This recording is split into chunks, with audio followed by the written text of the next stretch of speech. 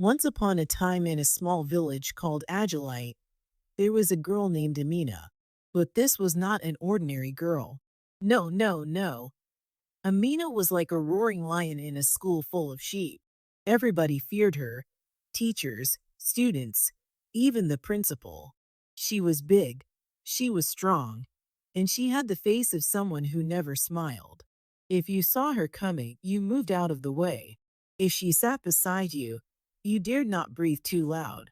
Nobody wanted to be on her bad side because Amina did not forgive, and she did not forget. Amina was different from the other students. She was older, much older. While other students were 16 or 17, Amina was already 21. She had repeated classes 5 times, but she didn't care. People called her mommy of the school because she was like an adult among children, but she didn't act like an adult. Oh no, Amina was wild. She came to school when she liked.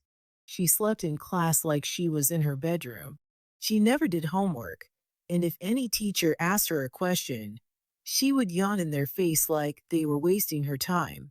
Nobody could control her, not the teachers, not the principal, not even the village elders. She was like a storm that no one could stop. And the worst part, she loved trouble. If there was peace, Amina would break it. If there was quiet, she would bring noise. If you looked at her the wrong way, boom, she would fight you. One day, a teacher told her, Amina, sit properly. Amina turned to him, her eyes cold. Do you want me to sit on your head? The class gasped. The teacher sighed and walked away. It was better to ignore her than to fight a battle he would surely lose. Even the principal had given up. Just let her be, Mr. George said. She will leave one day. But Amina had no plans of leaving. And in Agilite Community School, everyone knew one thing. Wherever Amina was, trouble followed. And the worst part, her story had not even begun. A long time ago, before Amina became the terror of the school, she was just another junior student. She was stubborn, yes, but back then, she was not yet feared. Then one day, everything changed. That morning, Amina came late to school. The sun was already high in the sky, and the other students were in class already. She strolled in slowly, chewing gum, swinging her arms like she had all the time in the world. A senior student, Kunnel, stood by the school gate. He saw her. His eyes narrowed. Amina, why are you just coming? Amina blew a bubble with her gum and popped it. She did not answer. Kunnel frowned. He was one of the toughest seniors in school. He had punished many students before, and nobody ever talked back to him. Go and kneel down, he commanded. Amina did not move. Kunnel's face darkened. Are you deaf? He grabbed his cane and raised it. Before Amina could react, swoosh, the cane landed on her back. The school went silent. Kunnel flogged her again. Swoosh. You think you are special, he sneered. Some students shifted uncomfortably. They knew Amina from the village. They knew her story. They knew her ways. And they knew Kunnel had just made the worst mistake of his life. Senior Kunnel, please leave her, one boy whispered. She is not someone you should punish, another girl warned. Kunnel laughed. I will teach her a lesson, he boasted. Let her do her worst. He did not stop. He made her cut grass under the hot sun. She worked for hours, her hands blistering, her face covered in sweat. But Amina did not cry. She did not beg. She did not even look at Kunnel for too long. Amina only glanced at him, her voice quiet like the wind before a storm. Be prepared, she said, and don't run home after closing. Kunnel only laughed again. He thought she was joking, but Amina never joked. When school closed, students hurried home, but Amina did not leave. She waited outside the gate, standing under a mango tree, her arms crossed. Kunnel strolled out, whistling and laughing with his friends. That girl thought she was stubborn.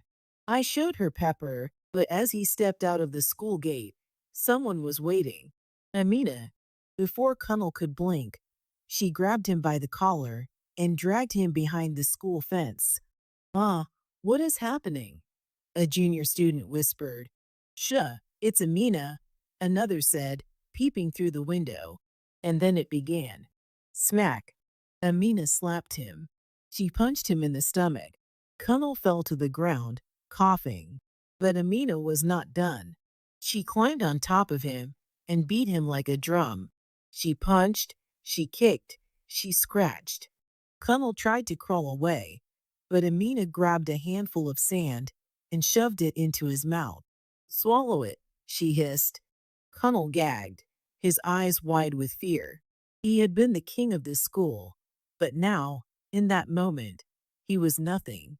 When she was satisfied, Amina stood up, dusted her hands, and walked away like nothing had happened.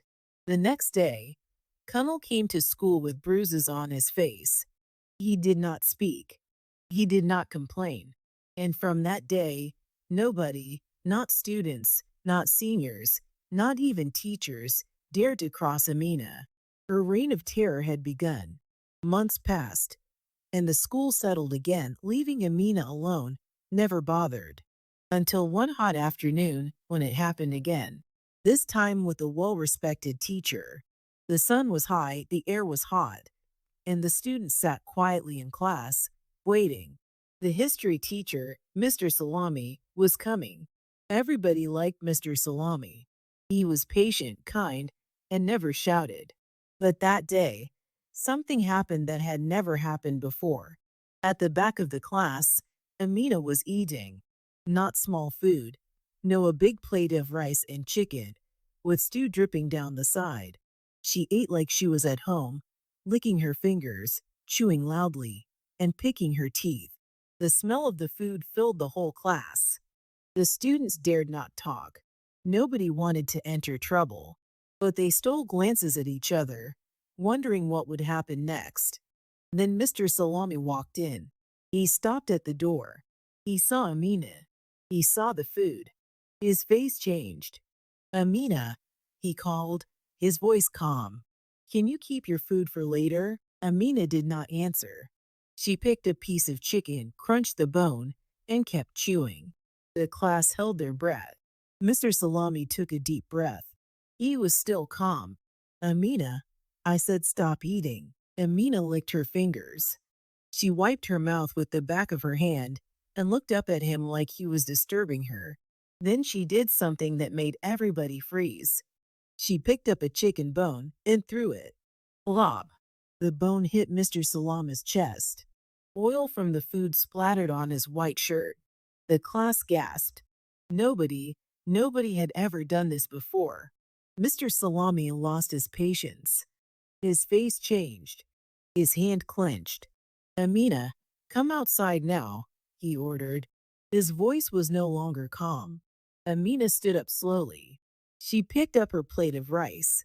Everybody thought she was going to drop it, maybe put it aside. But no. She walked straight to the front of the class, stood before Mr. Salami, and poured the whole food on his head. The whole class screamed. Rice covered his face. Chicken bones fell to the ground. Red stew dripped down his neck like palm oil on a goat's back. Mr. Salami did not move. The students did not breathe. Silence filled the room. Then everything exploded. The class screamed. Mr. Salami lost control. Slap! His hand met Amina's cheek. The sound echoed in the room, but Amina did not cry. She only touched her face and looked at him with cold eyes. Then she spoke. Don't try this again. Ever. In your life. Mr. Salami was even angrier. And what will you do? Slap me back? He raised his hand to hit her again, and that was the mistake. Before his palm could land, Amina caught his wrist in midair. Then, bam! She punched him. Wham! She grabbed a chair and swung it at him. Crash! It hit his shoulder. He staggered backward. His feet wobbled. Then he fell. Amina jumped on him. She punched. She kicked. She fought like a wild animal. Students ran to the corners of the classroom.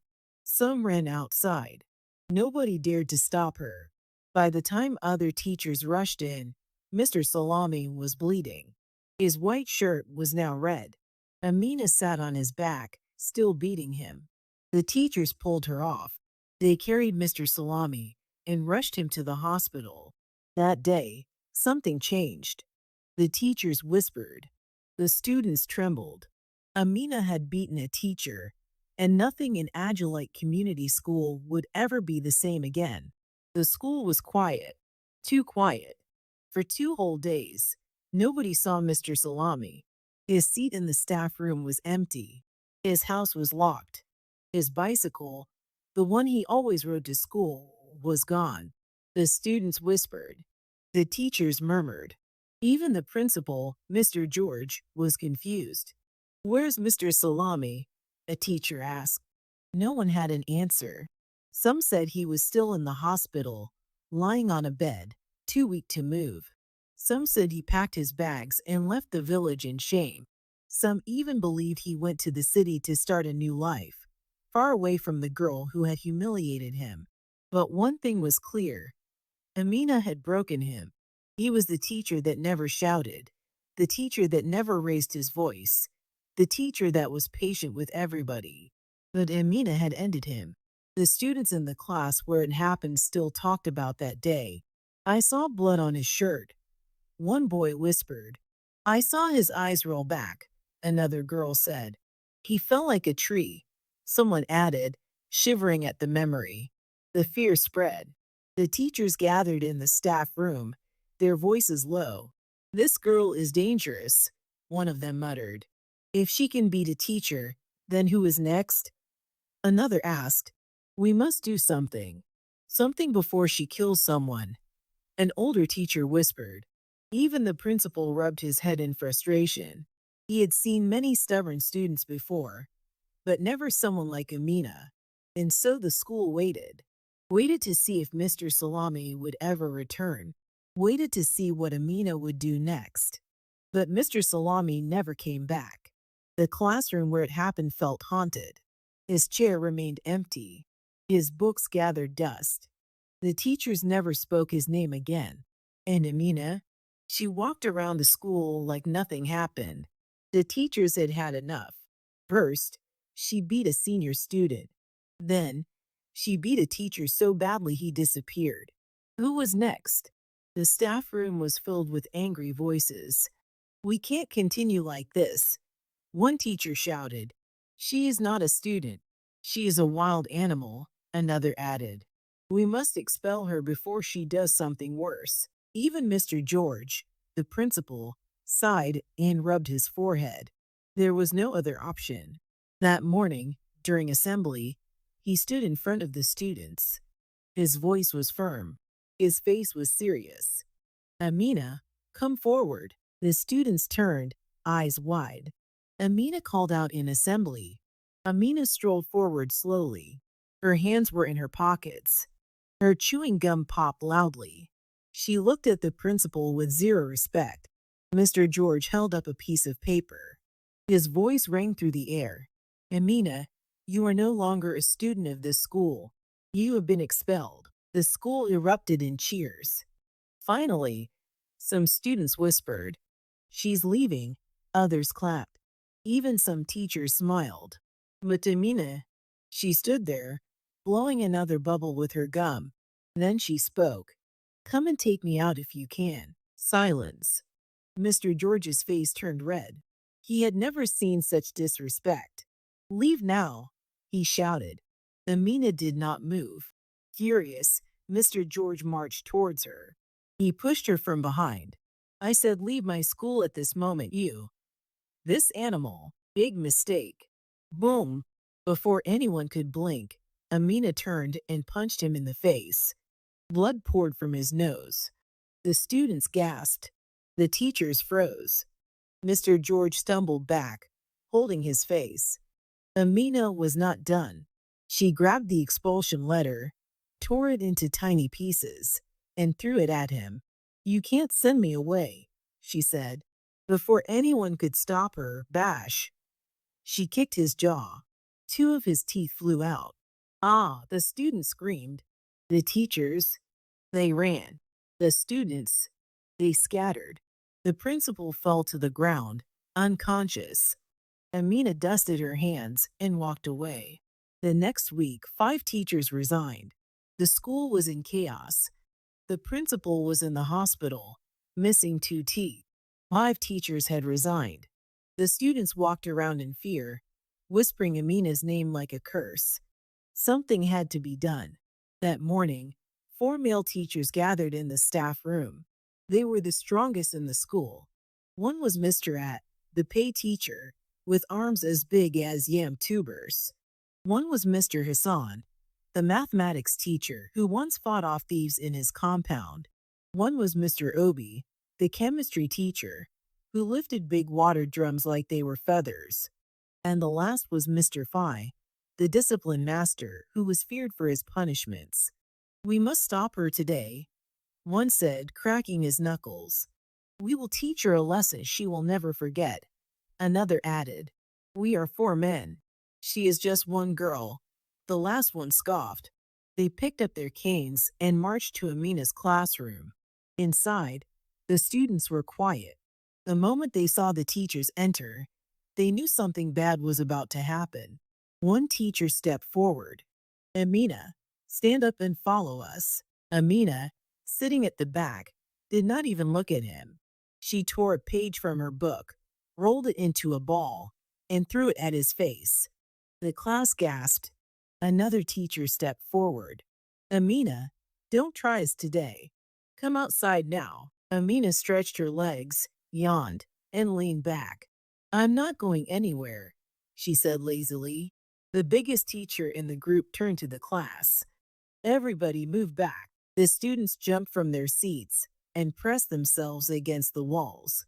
Nobody wanted to be near what was about to happen. The teachers surrounded Amina. Then the first teacher grabbed her wrist. "Big mistake." "Ma'am." Amina twisted his arm and elbowed him in the stomach. Wham! She grabbed the desk and swung it at the second teacher. He crashed into the blackboard. The third teacher tried to hold her down, but Amina kicked his legs from under him. He hit the floor, groaning in pain. Now only one teacher remained. He looked at his fallen colleagues. He looked at Amina. He stepped back. "This girl is not normal," he whispered. But Amina was not done. She picked up a broken chair and charged at him. Crack! The chair split in 2 on his back. He fell forward, his face hitting the ground. The class was silent. All 4 teachers lay on the floor, groaning. Chairs were broken. Blood was on the floor. Amina wiped her hands and walked back to her seat. The students stared at her in horror. That evening, the whole village talked about it. "That girl is cursed," one elder whispered. "She is not normal," another agreed. Nobody had ever seen one girl fight 4 men and win. And from that day, no teacher in Agilite Community School ever dared to touch Amina again. Everybody in Agilite Village feared Amina. They said she was cursed. They said she had the strength of 10 men. They said she was not normal. But nobody knew her story. Nobody knew what happened when Amina went home after school. Nobody knew what she had seen, what she had lived through, what had made her the way she was. Amina's house was not a home. It was a battlefield. Her father was a drunkard and a gambler. He wasted money, shouted at everybody, and spent most nights lying in the gutter like a useless man. Her mother, a prostitute. She left the house at night, dressed in short skirts, searching for men to pay her for what was supposed to be free. And every single night, without fail, they fought. Plates shattered, chairs broke, curses filled the air. Sometimes, Amina's father would slap her mother until her face swelled. Other times, her mother would stab him with a broken bottle. Blood, shouting, screaming, crying. That was the music Amina grew up hearing. There was no love in that house, no peace, no kindness, just war. And when a child grows up in war, they become a soldier. Amina learned to fight before she learned to write. She learned to shout before she learned to read. She learned to survive before she learned to live. One day, when she was 12, she tried to stop them. Baba, stop, she cried, holding his arm. But Baba, Amina's father slapped her so hard she fell. That was the day Amina stopped crying. That was the day Amina became stone.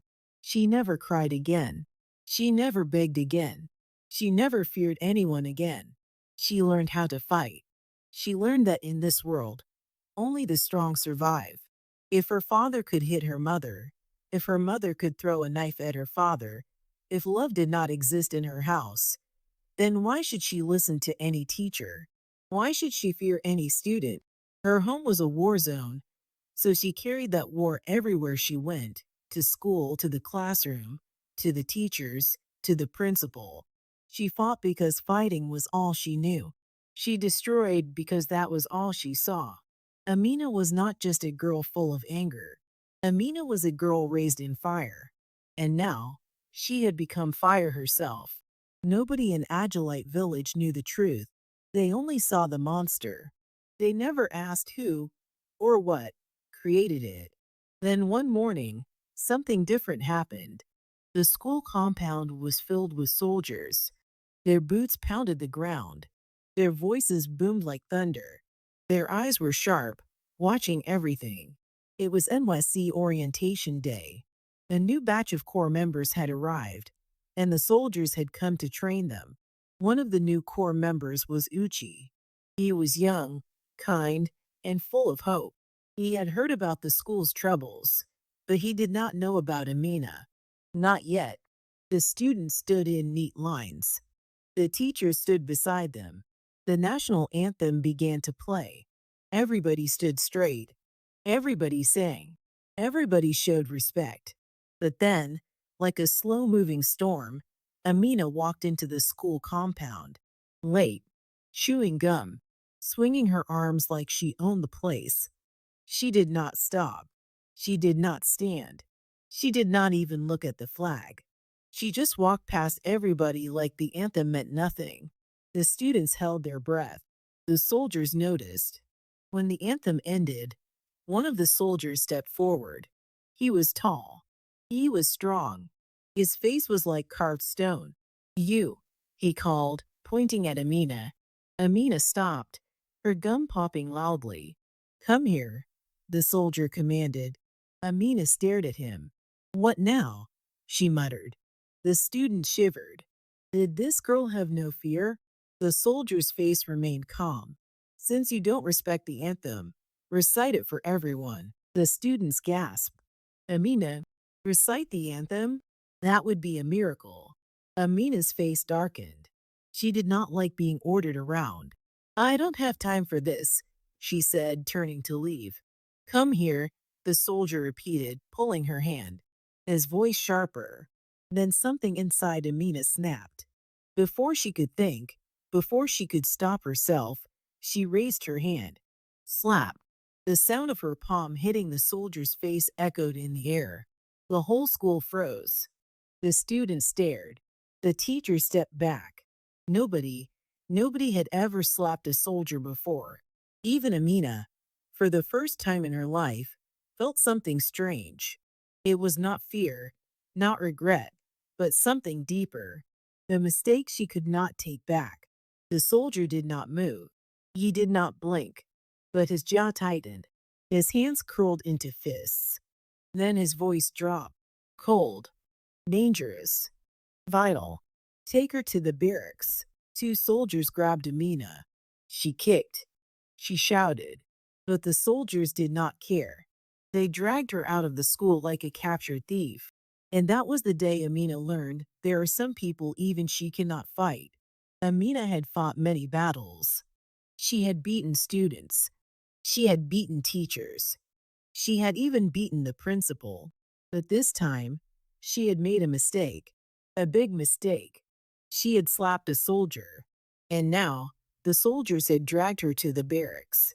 From the moment she arrived, the punishment began. Lie down, a soldier barked. Amina did not move. A whip kissed her back. She gritted her teeth and obeyed. Roll in the mud. Amina clenched her fist. The thick black mud smelled awful. It was sticky, slimy, cold. Move. She rolled. Again and again and again. Now crawl. She looked up. Barbed wire. Sharp. Deadly. And she had to crawl under it. Amina's heart pounded, but she knew refusing was not an option. She went down on her belly. The rough stones beneath scratched her skin. The sharp wire above scraped her back. She crawled forward. She crawled until her knees bled, until her arms shook, until her body screamed. But the soldiers were not done. They made her carry heavy bags of sand on her head. They made her squat until her legs felt like fire.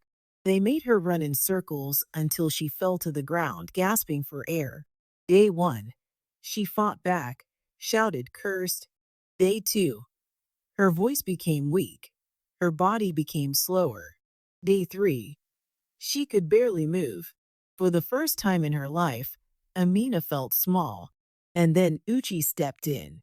A young corps member, the one posted to her school, the one who had watched everything happen. He came forward. He saw her lying on the ground, her body covered in dirt, her face swollen with pain. Sir, she is just a girl. Forgive her, he pleaded. She has learned her lesson, and she dare not try such a thing again in her life, he added. Just let her go home, please. The soldiers laughed. A girl that slaps a soldier?